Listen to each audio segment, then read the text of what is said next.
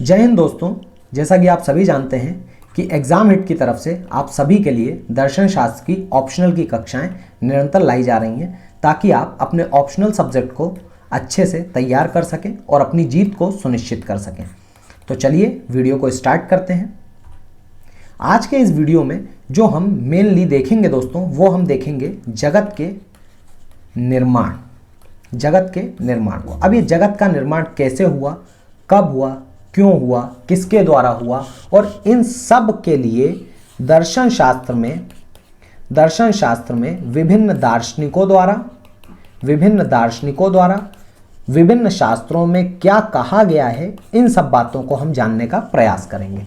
तो चलिए देखते हैं जगत के निर्माण में दर्शन के रूप में हम इसे कैसे पढ़ सकते हैं। तो जगत का निर्माण दो सिद्धांतों पे आधारित है दर्शन शास्त्र में हमें जिसे पढ़ना है। तो जगत का निर्माण किन दो सिद्धांतों पे आधारित है? पहला विकासवाद, दूसरा सृष्टिवाद। अब दोस्तों मैंने यहाँ पे सिद्धांत बोला है, तो सिद्धांत किस लिए बोला है मैं आपको ये भी बता दूं, क्योंकि दर्शन शास्त्र के अंदर शब्दों का बहुत महत्व होता है। अगर आप शब्दों को समझ गए तो ना आपको परिभाषाओं को याद करना पड़ेगा, ना रटना पड़ेगा, वो आपके दिमाग में छप जाएंगी। जैसे कि यहाँ पे शब्द आएगा वाद, और ये सिर्फ यहाँ पे नहीं आ रहा है, आप जब तक दर्शन शास्त्र अभी आगे भी पढ़ेंगे आपको कई बार ये शब्द मिलेगा। तो वाद का अर्थ जो होता है ना दोस्तों, वो होता है सिद्धांत। क्या होता है? वाद का अर्थ सिद्धांत। कभी भी वाद शब्द आपके सामने आए तो आप क्या समझेंगे कि वो एक सिद्धांत की बात कर रहा है। अब जाहिर सी बात है कि इस सिद्धांत को कोई मानता भी होगा। अगर कोई इस सिद्धांत को मानता है तो उसे हम वादी कहेंगे। क्या कहेंगे दोस्तों? वादी कहेंगे। मैं इसे आपको एग्जाम्पल से समझाता हूं। जैसे विकास हम सब जानते हैं कि धीरे धीरे डेवलपमेंट, जिसे हम विकास कह रहे हैं। तो विकासवाद क्या हुआ? एक सिद्धांत हुआ। और हम कहते हैं कि किसी भी देश में जो अर्थव्यवस्था है उसका धीरे धीरे विकास होता है। अर्थव्यवस्था का धीरे धीरे क्या होता है? विकास होता है। और जो लोग इस बात को मानते हैं, जो लोग इस सिद्धांत को मानते हैं कि अर्थव्यवस्था का विकास धीरे धीरे होता है, तो ये एक सिद्धांत हो गया कि अर्थव्यवस्था का विकास धीरे धीरे होता है। तो इसे हम पढ़ेंगे विकासवाद में। और जो इस बात को मानेंगे दोस्तों, उसे हम कहेंगे विकासवादी, जो इस सिद्धांत को मान रहे हैं। आई होप ये बात आपको समझ में आई होगी। तो यहाँ पे जगत का निर्माण हम दो सिद्धांतों के आधार पर पढ़ेंगे, पहला विकासवाद, दूसरा सृष्टिवाद। वाद का अर्थ क्या होता है? सिद्धांत, और वादी का अर्थ होता है उस सिद्धांत को मानने वाला। तो विकासवाद देखते हैं दोस्तों। विकासवाद के अनुसार जगत का निर्माण किसी की रचना नहीं है। विकासवाद के अनुसार जगत का निर्माण किसी की रचना नहीं है, यह एक परिणाम है जिसमें विकास की घटना का चक्र निरंतर चलता गया, जिसके बाद वर्तमान में जो जगत व्याप्त है वह विकास का ही एक परिणाम है। इस बात को बहुत सिंपल सा आप समझिएगा। मैं कई बातों को आपको बार बार समझाऊंगा ताकि आप जब वीडियो देखने के बाद उठें तो आपको चीज़ों को याद ना करना पड़े, वो चीज़ें आपके दिमाग में छप जाएं। ऐसी मैं कोशिश करूंगा। तो चलिए देखते हैं कि विकासवाद आखिर क्या है। तो विकासवाद ये मानता है दोस्तों कि ये जो जगत है ये किसी की रचना नहीं है। ये जगत है, ये किसी की रचना नहीं है। जैसे हम कहते हैं कि ये समस्त सृष्टि या जगत ईश्वर की बनाई दुनिया है। किसकी बनाई? ईश्वर की बनाई दुनिया है, यानी ईश्वर ने इसको रचा है। तो ईश्वर की बनाई दुनिया हम इसे मानते हैं, यानी ये जो सृष्टि है, ये जो जगत है, ये एक रचना हुई। ये क्या हुई? एक रचना हुई। किसके द्वारा की गई? ईश्वर के द्वारा। परंतु विकासवाद जो है, विकासवाद का सिद्धांत ये बात नहीं मानता, और वो क्या कहता है कि ये जगत जो है ये किसी की रचना नहीं है, अपितु धीरे धीरे विकास हुआ। और ये धीरे धीरे होता हुआ विकास आज जो वर्तमान का जगत है हमें इस रूप में दिखता है। तो विकास होते होते जो आज फाइनल रिजल्ट, जो परिणाम हमारे सामने है, वही क्या है दोस्तों? वही जगत है। आई होप ये बात आपको समझ में आई होगी। तो विकासवाद का जनक किसे माना जाता है विज्ञान के अनुसार दोस्तों? तो डार्विन को माना जाता है। परंतु दोस्तों आप याद रखिएगा इस बात को कि भारतीय दर्शन में भी किसमें? सांख्य दर्शन में विकासवाद का स्वरूप हमें मिलता है। और सांख्य दर्शन काफी पुराना दर्शन है, लगभग हजारों साल पुराना दर्शन है सांख्य दर्शन, जिसमें हमें विकासवाद का स्वरूप मिलता है। और इसी के आधार पर हम ये कहते हैं कि जो भारतीय दर्शन है वो काफी समृद्ध दर्शन है, और इसीलिए लोग भारतीय दर्शन को जानना, पढ़ना, अध्ययन करना चाहते हैं।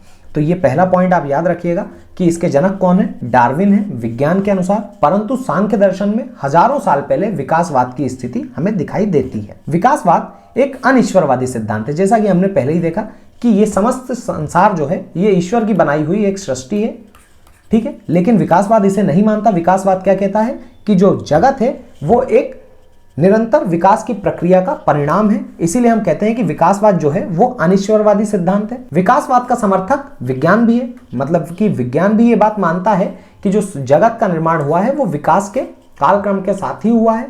जैसे मनुष्य का आज का वर्तमान रूप भी विकास का परिणाम है। हम सब कहते हैं ऐसा कि मनुष्य पहले बंदर थे और धीरे धीरे विकास होते होते वो आज के इस रूप में आए हैं। तो विज्ञान भी ये बात मानता है कि जो जगत का निर्माण है वो विकास की एक प्रक्रिया के तहत हुआ है। जैसे कि मनुष्य का आज का जो वर्तमान का रूप है वो पहले बंदर थे, है ना, उनका धीरे धीरे विकास हुआ और वो आज के वर्तमान रूप में आए हैं, ऐसा विकासवाद में माना जाता है।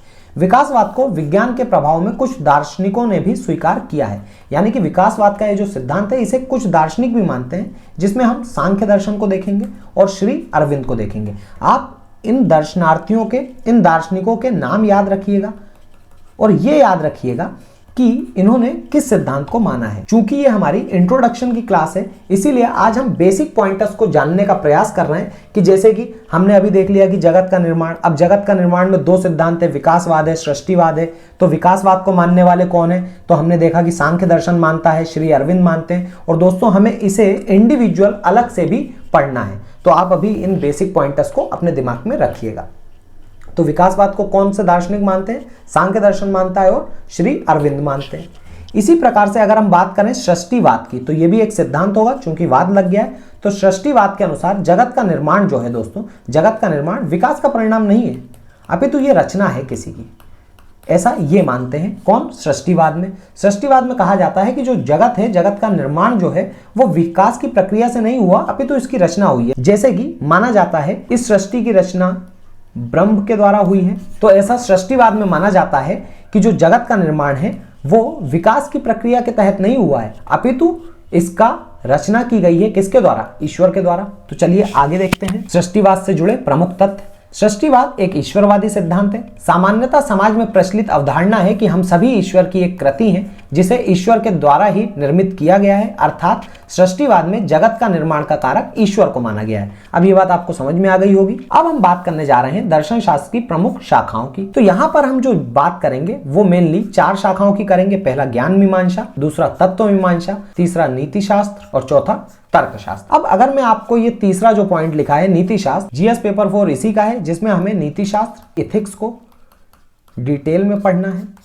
तो चलिए शुरू करते हैं दर्शन शास्त्र की प्रमुख शाखाओं को जानना। तो पहले हम जानेंगे ज्ञान मीमांसा को। उससे पहले भी अगर आपको दिखे तो ज्ञान मीमांसा, तत्व मीमांसा, यहां अगर हम इस मीमांसा शब्द को पहले जान लें तो हमें ज्ञान मीमांसा और तत्व मीमांसा को जानने में काफी आसानी होगी। तो चलिए देखते हैं। मीमांसा का अर्थ विवेचना करना, समीक्षा करना, वर्णन करना, खोज करना आदि है। यानी कि जहां पर भी मीमांसा शब्द आएगा इसका अर्थ होगा कि हम वहां पर उस चीज की विवेचना करेंगे, उसकी समीक्षा करेंगे, उसका वर्णन करेंगे या उसकी खोज करेंगे। तो देखते हैं ज्ञान मीमांसा, यानी यह दर्शन शास्त्र की एक महत्वपूर्ण शाखा है जिसमें ज्ञान की प्राप्ति के साधन, ज्ञान का स्वरूप, ज्ञान की सीमा, ज्ञान की प्रामाणिकता, ज्ञाता, ज्ञेय संबंध आदि की विवेचना, वर्णन या फिर समीक्षा की जाती है। हम जो चाहें बोल सकते हैं।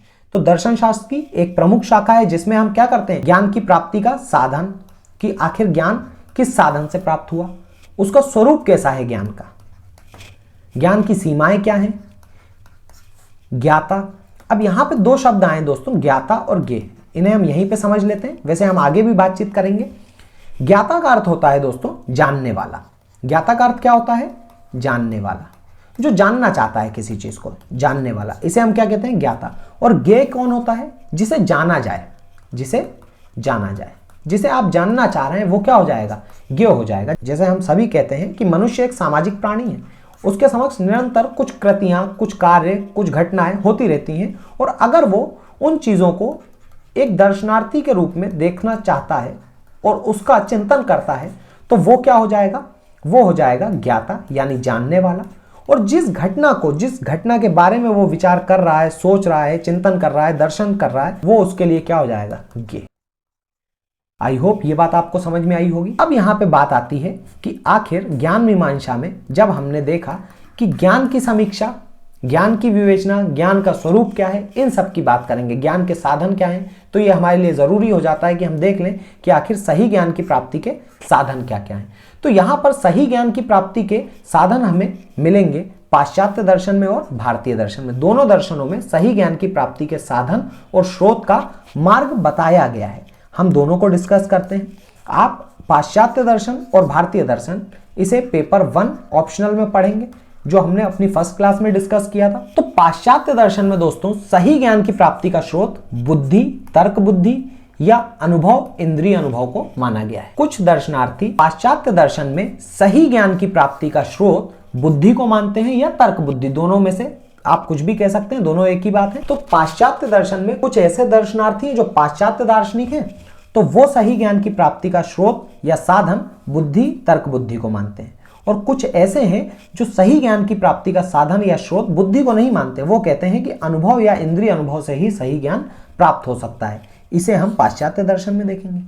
वहीं भारतीय दर्शन में सही ज्ञान की प्राप्ति का स्रोत प्रमाण को माना गया है दोस्तों। किसे माना गया है?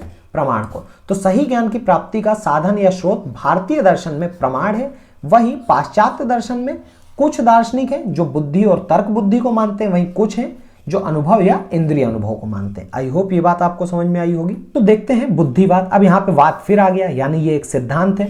तो बुद्धिवाद या तर्क बुद्धिवाद यह एक ऐसा सिद्धांत है जिसके अनुसार सही ज्ञान की प्राप्ति का साधन बुद्धि या तर्क बुद्धि है, ना कि अनुभव।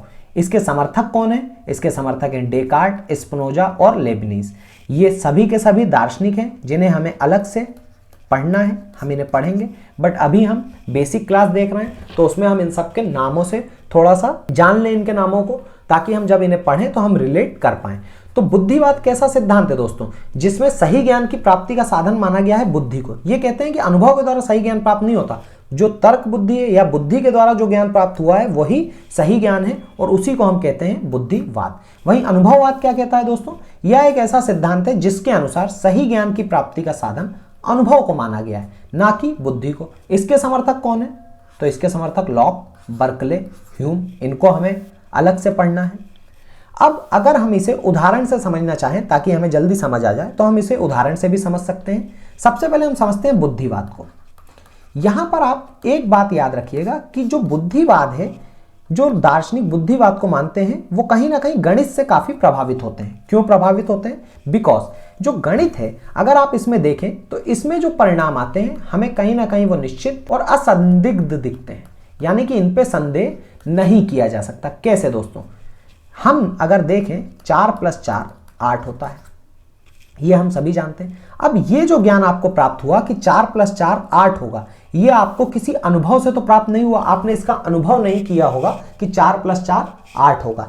आपने इसे सीखा है, इसे समझा है, इसे पढ़ा है, जाना है, और आपने इसे आपने इस ज्ञान को प्राप्त किया है। किसके द्वारा? बुद्धि के द्वारा दोस्तों। किसके द्वारा? बुद्धि के द्वारा। तो आप ऐसे ज्ञान को क्या कहेंगे? बुद्धिवाद की संज्ञा देंगे। ऐसे ज्ञान को आप किसकी संज्ञा देंगे? बुद्धिवाद की। तो याद रखिएगा, बुद्धिवाद एक ऐसा ज्ञान जो निश्चित होता है, मतलब चाहे आप 4 + 4 करें वो भी 8 होगा, अगर कोई दूसरा भी 4 + 4 करेगा तो भी 8 होगा। अगर हम इसे किसी अलग रूप में करेंगे, जैसे 4 को हम ऐसे लिखें 1 + 1 + 1 + 1, 4 हमने ऐसे लिख दिया, फिर इसमें 4 को और जोड़ दें 1 + 1 + 1 + 1, तो अगर हमने इन चारों को भी जोड़ेंगे तो भी हमारा उत्तर 8 ही आएगा। तो आप चाहे किसी भी तरीके से जानें, लेकिन इसका जो परिणाम होगा वो सेम ही होगा। तो ये निश्चित है, असंदिग्ध है। इसीलिए बुद्धिवाद में हम निश्चित ज्ञान देखते हैं, असंदिग्ध ज्ञान होता है, सही होता है, बुद्धि से प्राप्त होता है। और इससे प्रभावित कौन से दार्शनिक हैं? तो गणित से प्रभावित हैं ऐसे दार्शनिक जो बुद्धिवाद को मानते हैं। वहीं अगर मैं अनुभववाद की बात करूं, तो जैसे कार सफेद है दोस्तों, मान लेते हैं कार आपने देखी वो सफेद है, ज्ञान सही है, ये आपका ज्ञान सही है, आपको अनुभव से प्राप्त हुआ कि कार सफेद है ना, क्योंकि सफेद कोई बुद्धि तो है नहीं, आपको अनुभव से दिखा, आपने देखा कि ये सफेद चीज है। फिर दार्शनिक इसके विज्ञान से प्रभावित है, लेकिन क्या ये निश्चित ज्ञान है? उत्तर है नहीं, क्योंकि सभी कारें तो सफेद नहीं होती। कारों के अलग अलग कलर होते हैं। अगर कोई दूसरा व्यक्ति किसी और कार को देखता है और उसने लाल कलर की कार देखी तो उसके लिए कार कैसे कलर की हो गई, लाल कलर की हो गई। वहीं कोई दूसरा व्यक्ति है, अगर वो नीले कलर की कार देखता है तो उसके लिए कार किस कलर की हो जाएगी, नीले कलर की हो जाएगी। ठीक, तो यहां पे कहीं ना कहीं असंदिग्ध है, इस पे हम संदेह कर सकते हैं इनके उत्तरों पे।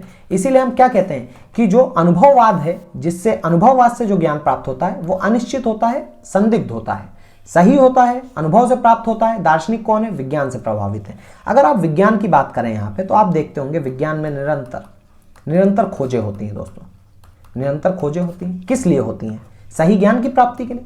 वो कुछ जानना ही तो चाह रहे होते हैं, सही ज्ञान की प्राप्ति के लिए हम ये खोजें करते हैं। लेकिन क्या हर खोज का परिणाम सही आता है, नहीं, कई बार खोजों के परिणाम गलत आते हैं।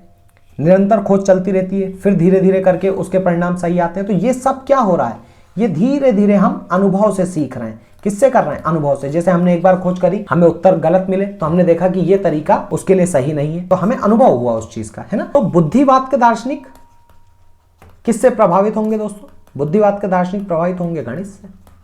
वहीं अगर हम अनुभववाद की बात करें तो इसके दार्शनिक किससे प्रभावित होंगे, तो इसके दार्शनिक प्रभावित होंगे विज्ञान से।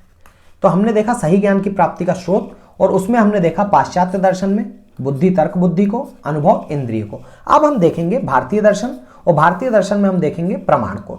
तो यहां पर हम जो प्रमाण पढ़ेंगे दोस्तों वो मेनली 4 पढ़ेंगे सही ज्ञान की प्राप्ति के, जिन्हें हम सही ज्ञान की प्राप्ति के अंग के रूप में देखेंगे। किसके रूप में, अंग के रूप में। तो हम यहाँ पे 4 अंगों को देखेंगे। पहला प्रमा, दूसरा प्रमाण, तीसरा प्रमेय या ज्ञेय, और चौथा परमात्मा या ज्ञाता। यहां पर हम ज्ञेय और ज्ञाता इन दोनों को पहले भी देख चुके हैं, पर एक बार फिर से देखते हैं। तो चलिए शुरुआत करते हैं प्रमा से।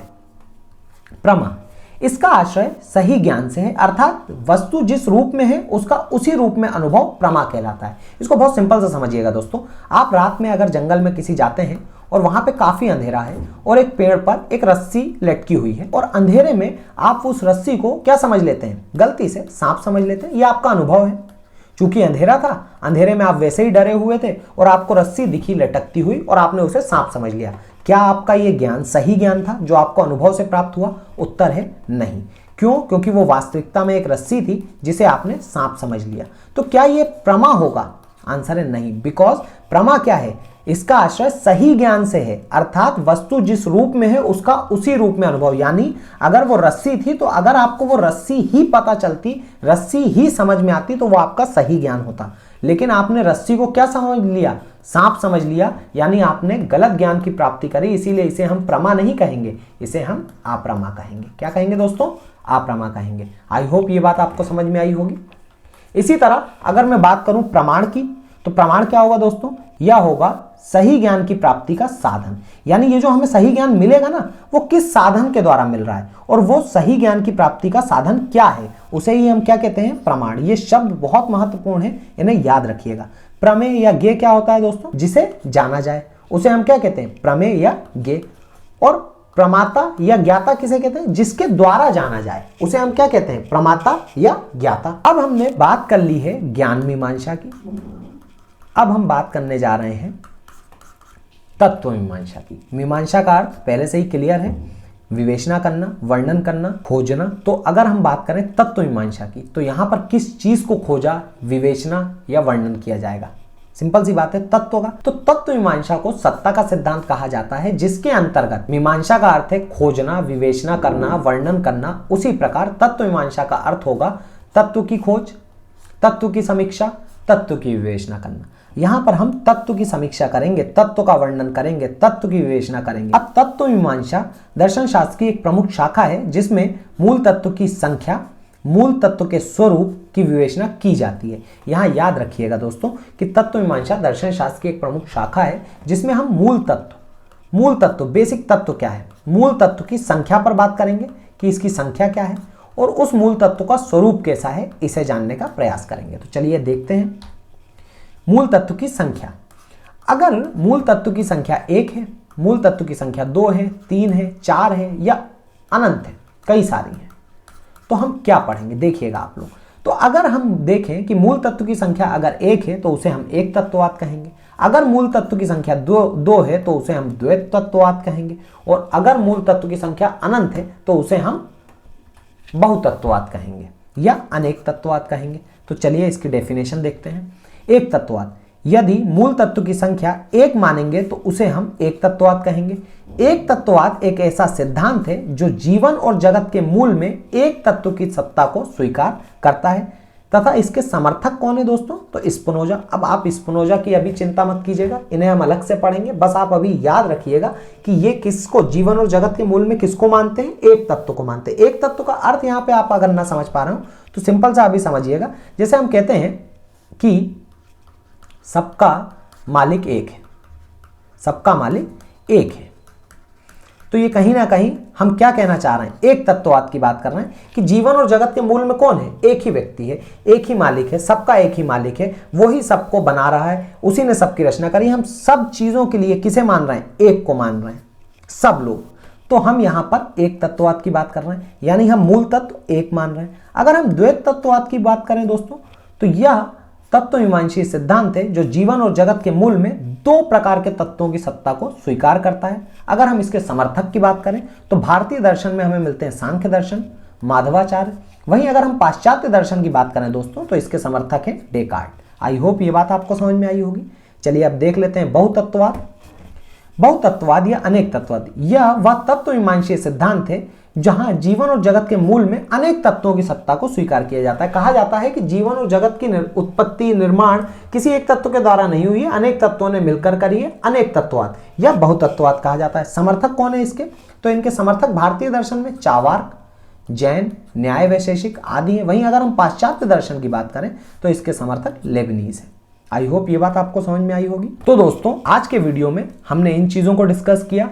अगर आपको ये वीडियो पसंद आया हो तो आप वीडियो को लाइक कीजिएगा। अगर आपको हमारा ये एफर्ट पसंद आया तो चैनल को सब्सक्राइब कीजिएगा। इसी तरह के और वीडियोस के लिए हम जल्द मिलेंगे एक नए वीडियो के साथ। तब तक के लिए जय हिंद, जय भारत।